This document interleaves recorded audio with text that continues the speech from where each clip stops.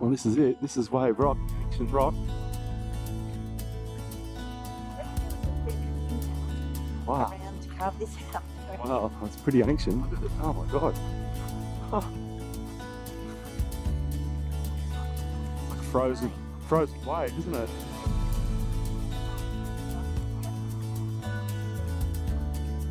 Yeah.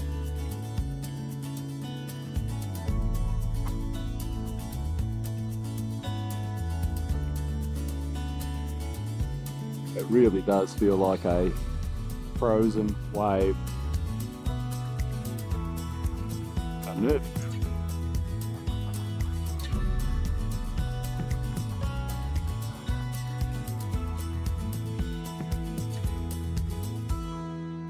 So it's supposed to be 15 metres high and 110 metres long.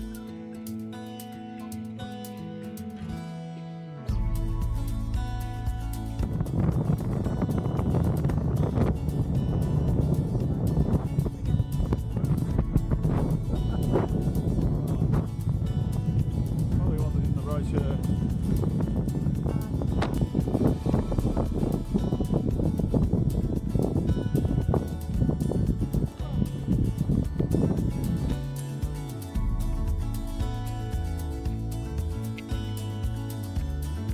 A bit like Devil's Marbles, isn't it? All these big rounded rocks.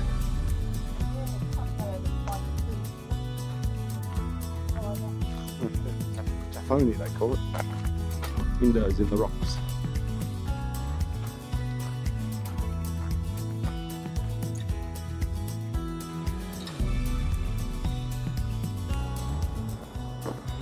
So the wave continues. We're skirting the edge of Hyden Rock, and there's more than one wave. So there's a wave on top, there's a wave down the side. So this is a stroll out to Hippo's Yawn, which I'm guessing is going to be a rock that looks like a big hippo's yawn.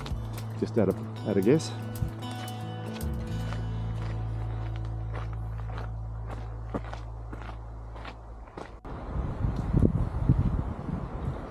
So there's a little bit more wave rock than just the wave. Some of the old rock formations. There's a fantastic walk through the really well-watered forest at the base of the rock here, which is a bit thicker than any of the scrub further in, so you get to see a fair variety of plants.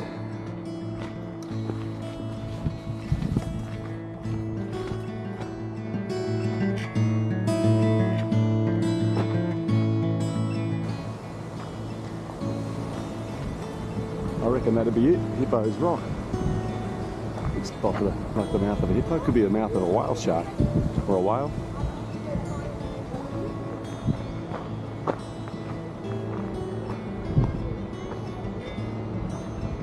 I reckon they need to rename it to like Whale Shark Rock or something like that. What do you reckon? I can see the squareness of the hippo's face. True that. See that there. Yep. Not bad. Cool. Alright, it's an easy way back.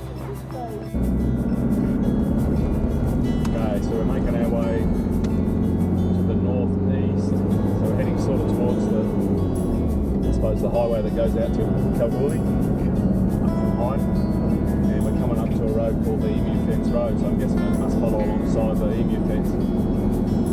Hopefully it's been properly maintained because we've had a bit of rain lately, so fingers crossed. So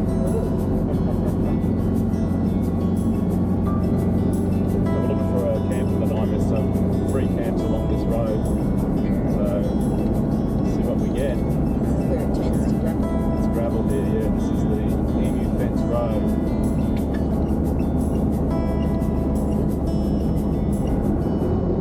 We're going to see the emus, I don't know.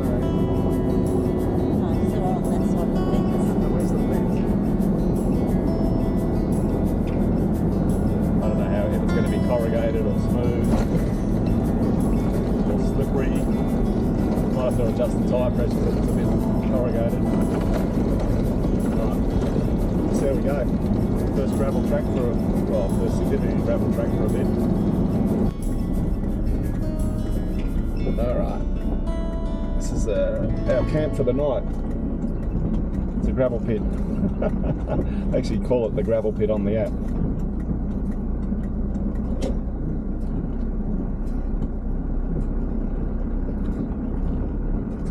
plenty of space. It's hidden from the road.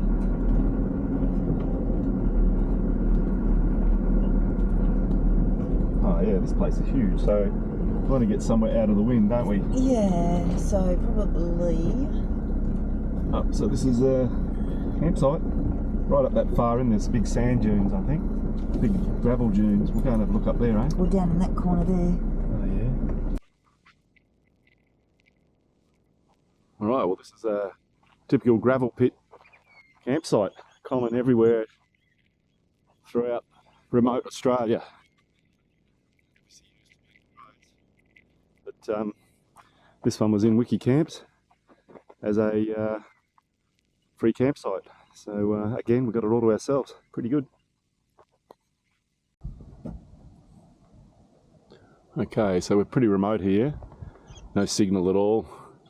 So here's a good opportunity to test out the Starlink on the 12 volt. This is we had it running on the inverter yesterday. So I've got this 12 volt lead with a plug in the end, 12 volt cigarette lighter style plug, and it's got a 2.1mm socket on this end, but they even got an O-ring fitting on it. So I got that from J-Car. I think it's and it's about a 3 meter long cord. So plug that in up here in the cigarette lighter socket, and turn this over and see what we get if we plug it in. It goes through there. Alright, and have we got a light on? Yep, the blue light is on.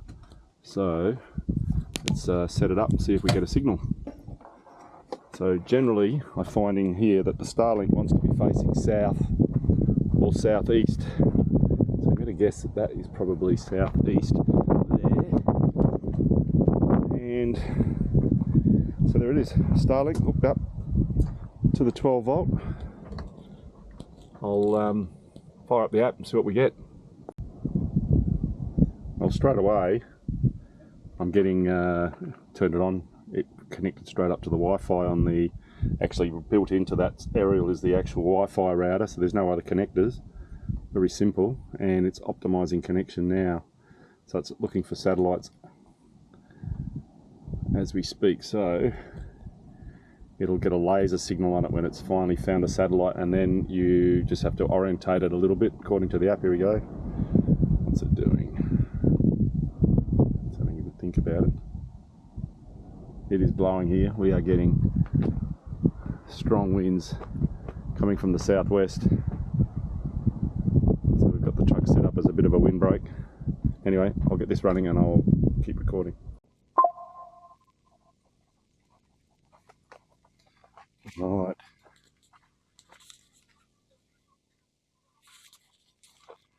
Okay, so it's asking me to realign it just a touch. It's telling me to swing it a little bit more this way. Alright, so that's saying right, Starlink is aligned.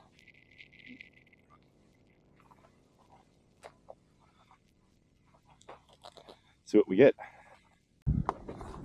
Alright. Let's try a speed test now. A speed test. It's where are we? Speed test. Wow, that is 164. It peaked out at about 100 megabits per second. Pretty good. All right, that's on the 12 volt cord. Be happy with that.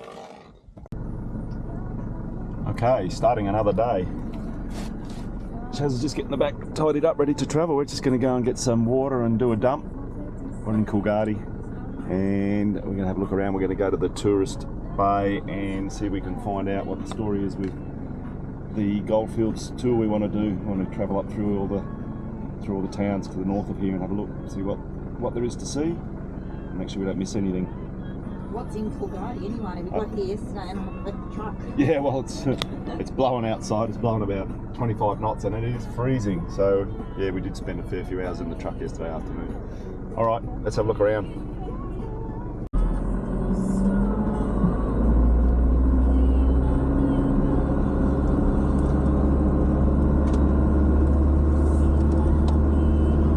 this is a 48-hour free camping right here at the old railway station. And we've got a dump point and water point up here, so I'm going to stop there. We'll fill up the water tank, drain the toilet, and I might have a look around this museum. Pidgeys? Yeah, 1896 railway station museum.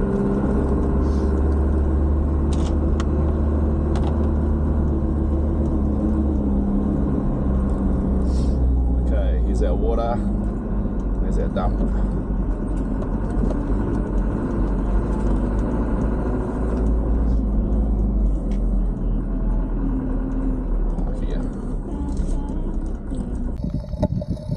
Alright, that's the sound of the water going in. So I fill it up from the bottom, and there's the 4 tanks running under the chassis rails of the truck there. We've got the potable water.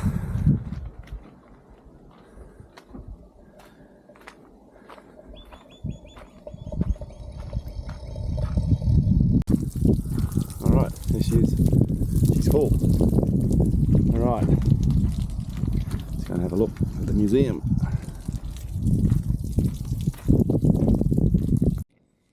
This is the Coolgardie railway station, the old run. I don't think there's any trains running here anymore. There's some nice old cool railway artefacts in here. I'll just get a quick look at them.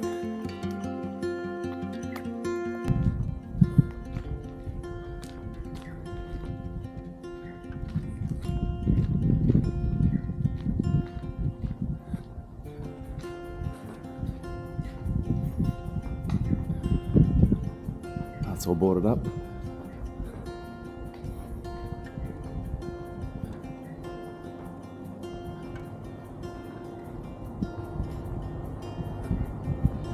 It's the old steam train.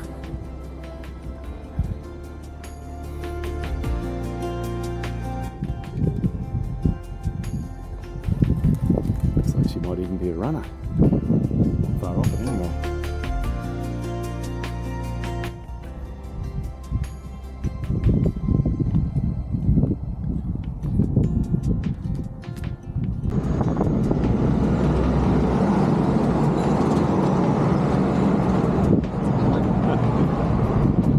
Town. So this is the road that heads straight through from Perth to Kalgoorlie. Kalgoorlie's only about another 60 k's up the road. So the traffic passes through this town. Coolgardie. We're going to have a look around.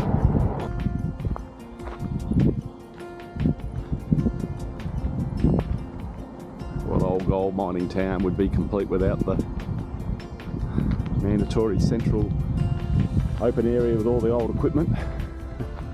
All the old steam driven motors, diesel motors, boilers.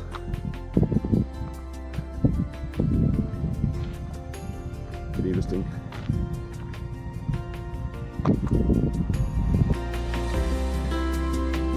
It's all good stuff. Keep it behind lock and key. Oh, big dray.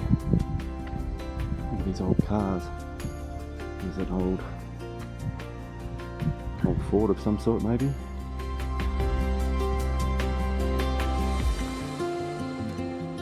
want to get that radiator re-cored. What a beauty.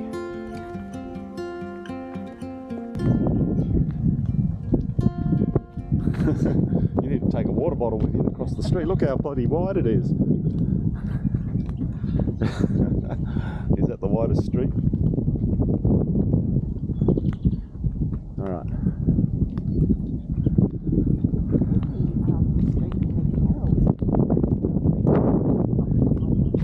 Righto, let's get a ribbon on.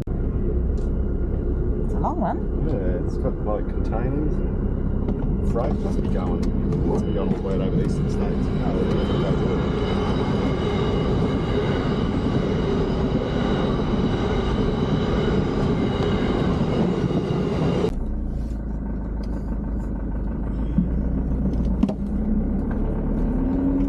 Okay, this is the start of our Eastern Goldfields tour. It's going to be about 700 or 800k, a loop from Coolgardie up through the eastern Goldfields. Here we go, that's a good sign.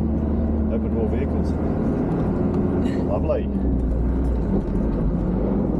So yeah, it's about a 700 or 800 kilometre loop road, goes up to, well, if we go to Laverton it'll be 1,000 kilometres, but I don't know if we're going to go that far over. We'll make the decision when we get up there, but it's takes in a lot of the old historic sites and some of the newer mines. So, and it culminates in Coolgardie. So let's see what we find. Okay, Cunnamelling. This is one of the first historical spots on the Eastern Goldfields loop. This was a thriving town of 400 people. That was the hotel. Bit of history. Tell the story of the women that sold Oh yeah, socks. there was in World War One. There was the women of the district were asked to send parcels to World War One soldiers, and these local women put a comfort parcel together with socks in it, and they put their name and addresses in the socks, and the two fellas that got the parcels came back here and married the two women. Apparently, It's a good story. Yeah, it's a good one. Here comes the road train. We'll let him go first. Look at the dust he's putting up.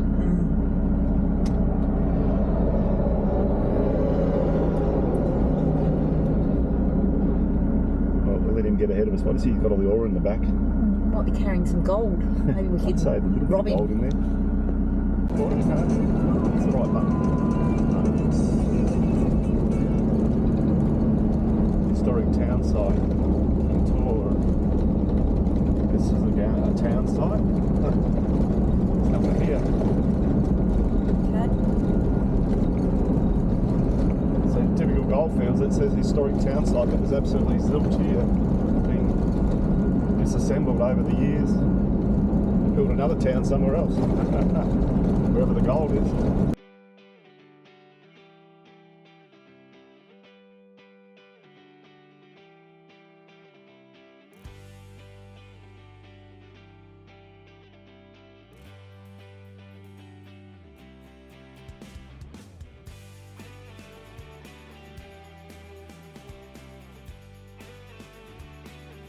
Siberia. Alright, this is it. We're going into Siberia. I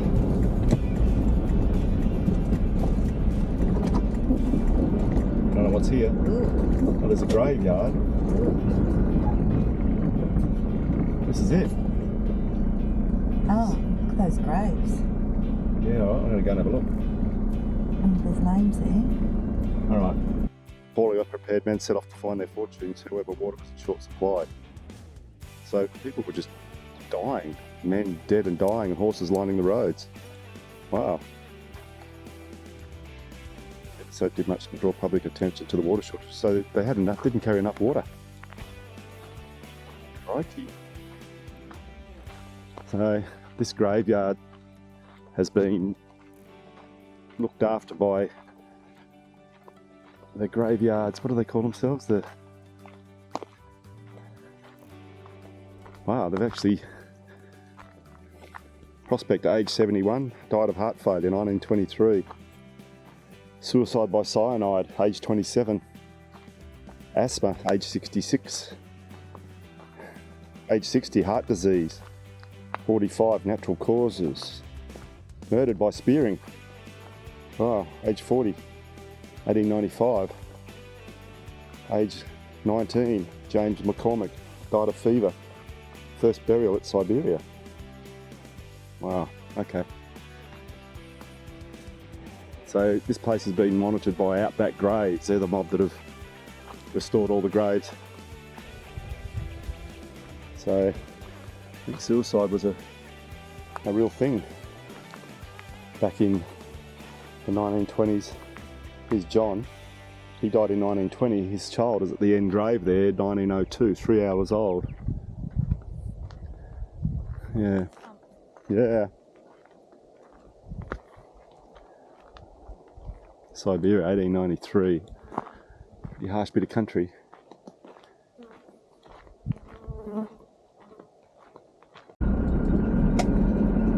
Okay, Coolgardie station. This is a station stay. It's about about a 14k run in. Yeah, 14. Big straight road, alright. It's going up. So the track end's pretty good. A little bit of corrugation, but it's pretty well maintained. It's flat.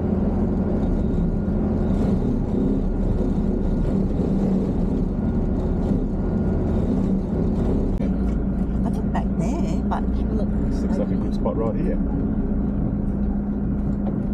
Right. Drive around and have a look. We can go for a look. This is chairs and Well, you everything. want to go somewhere where you can put the fire, hey? True that. Alright, we've selected a camp spot. So, Coolgardie homestead. Look at this. We've got a selection of like as many as you want. I don't know how many campers they can get in here. And there's not a single person here. It's usually a camp like host that looks after the place. It'll take your fees off you. And there's a notice on the station, on the homestead wall there that you can pay in town in Coolgardie when you go through, so make your payments at the DCA office in town.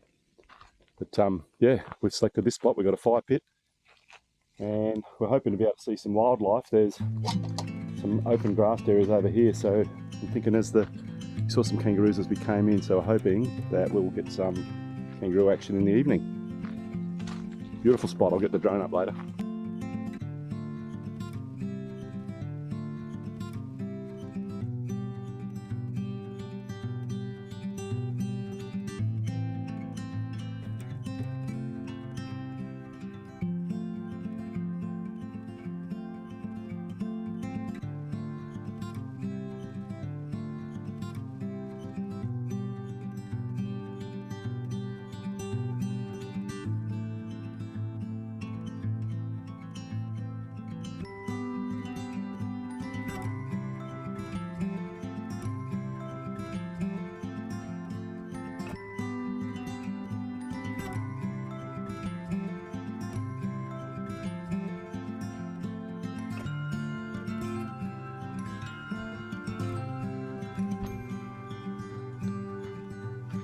Usual farm wreckage, old petrol motor, downdraft carby, 6-cylinder.